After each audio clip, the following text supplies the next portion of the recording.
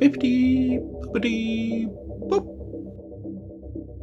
Hello, I'm Tom, and in this video I'll be painting a Necron Monolith in the Overgrown theme.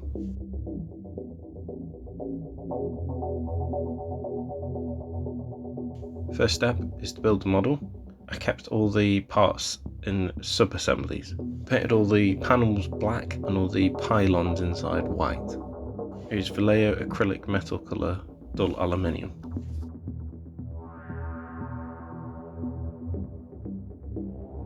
Spray all the parts you want to be metallic in the metallic colour, OVS. Then I use orange fluorescent paint from Vallejo model colour range on all the pylons. I did 2 coats of this. If you want it to be extra orange, do 3. You don't need an airbrush to do this. Then I washed all the metal parts with a brown wash, which is just a homemade one.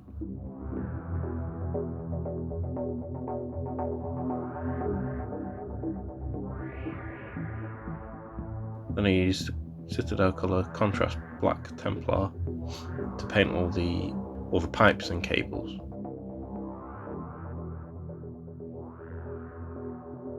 And these glowy things.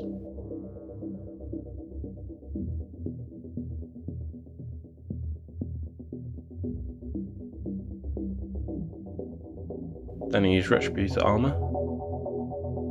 Paint all the anks, I think these are called, and symbols all over it. Basically any parts you want to look fancy. Then I watered down some white paint and ran it into all the recesses on the pylons. This is because we're going to do a glow effect with this. You just run it into the recesses and then wipe away the excess.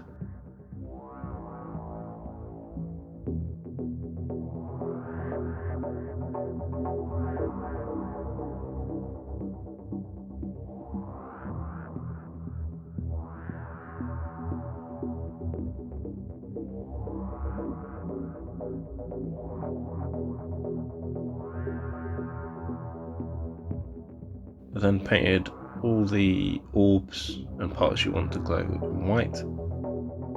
This is because we're going to use this as the base for our glow effects.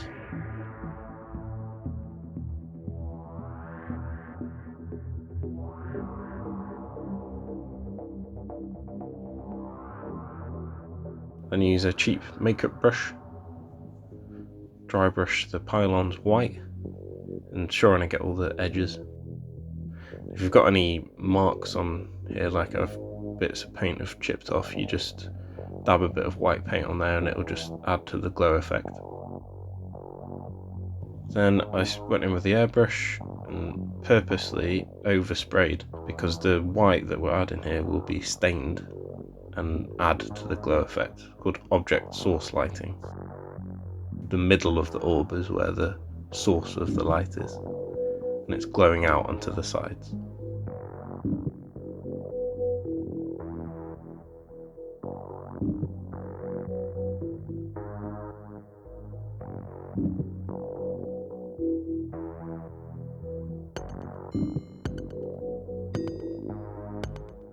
Then back on the orange and spraying in the middle, and again wanting to get a little bit around the sides and thin layers so it doesn't run. You can see here the orange has gone onto the cable there.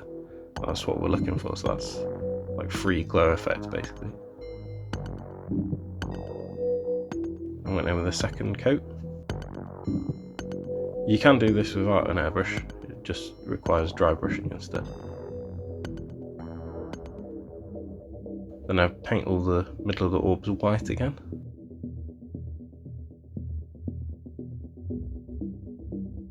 Then I spray the centre of the orbs again in white, again thin layers.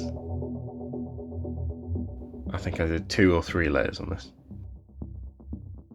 But you want to leave some orange behind.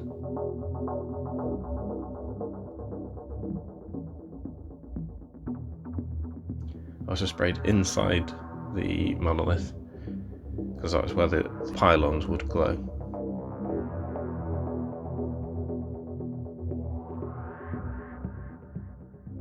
And did some dry brushing on the black parts and on the chassis, even though I mostly cover this in vegetation later. Game ink yellow. This is the coolest bit. Wow! So basically any parts that have any white left over are tinted with this really strong pigmented ink. So I'm purposely spraying around the centre of it, but also around the sides. Again, object source lighting, OSL it's called. So the yellow is glowing from the middle out onto the edges of the metal there.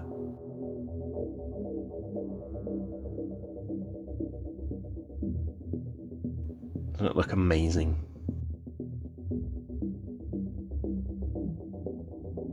Now here I'm just adding to the rim of the metal here with yellow just to add to the glow effect. And again, you don't need an airbrush for this. Let's see this transform. It's mesmerizing.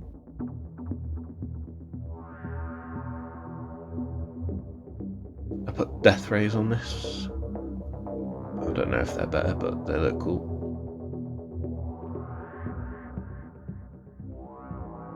So you can see here the yellow ink staining all the metal parts. This big orb on top had been dry brush white as well to bring out the raised parts. These are the finished glow effects.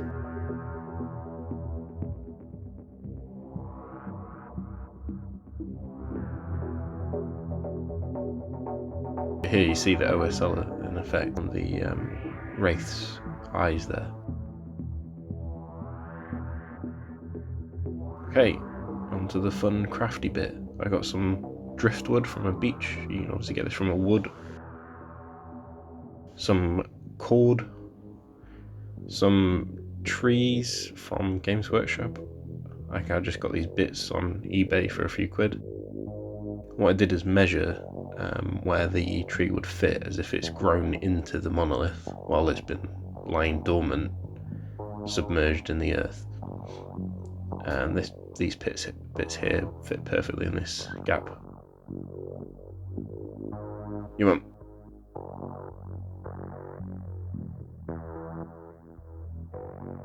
So I glued some bits together just to get the general shape and then measured where the branches would go. And I used some paper clips and a little drill, some milliput, which is just like a clay or green stuff, and some super glue.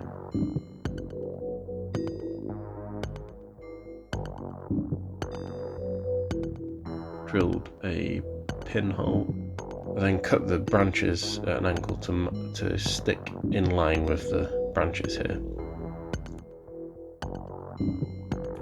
And the easiest way I found to do super gluing it, I'm sprinkling on baking soda. It makes the glue sort of harden very quickly.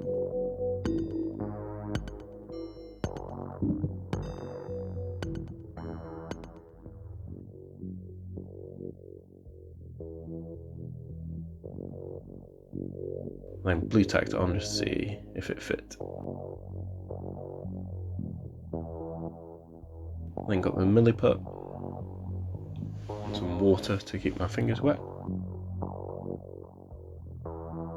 Dip dip.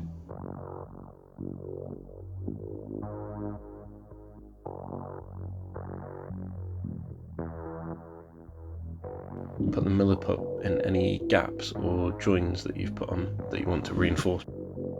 Wrap it around, wet my finger and then smoothed it out. Let it dry and then measured it, see if it fits. Then I got some of this cord, unravelled it, and then glued it onto a piece of baking sheet with some foam and some flock. And let it dry, and then you've got some vines and creepers that you can put on the outside. This is dried tea. I I've got a video on this if you want to see how to make it. Because the monolith's going to be sort of partially submerged, so this is all the dirt. So there'll be a layer of dirt at the bottom, then it'll transition up into like vegetation.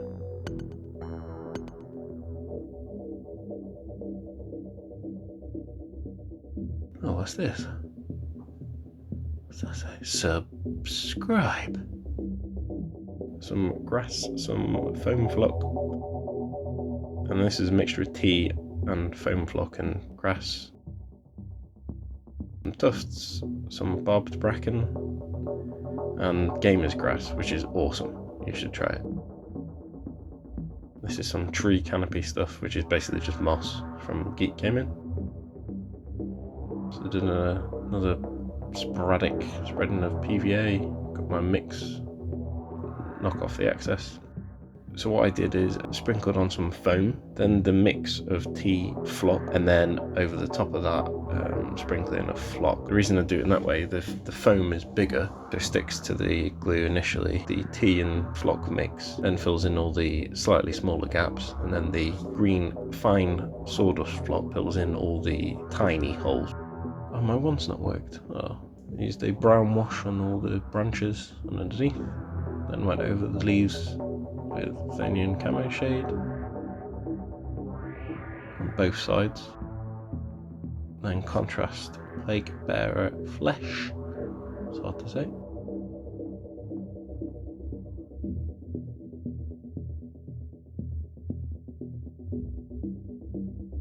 And then I went over moot green with a dry brush, brighten up the leaves. The underneath were left as a mixture of Athenian camo shade and plague bearer. I then glued and strapped the tree in place, covered it in super glue and bits of this moss. The moss is easier to stick down with super glue, everything else is better with PVA.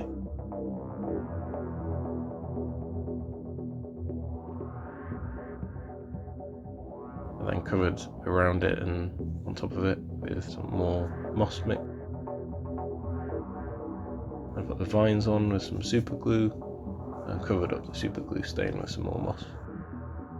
You want to cover it as much as you want.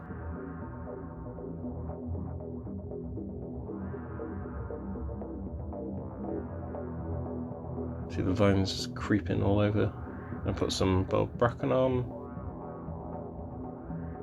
and then loads of tufts. And this is the finished product. So the whole premise is it's been lying dormant. It's been grown over by nature, and then it's woken up and start gliding around to kill things. Nature's still growing on it.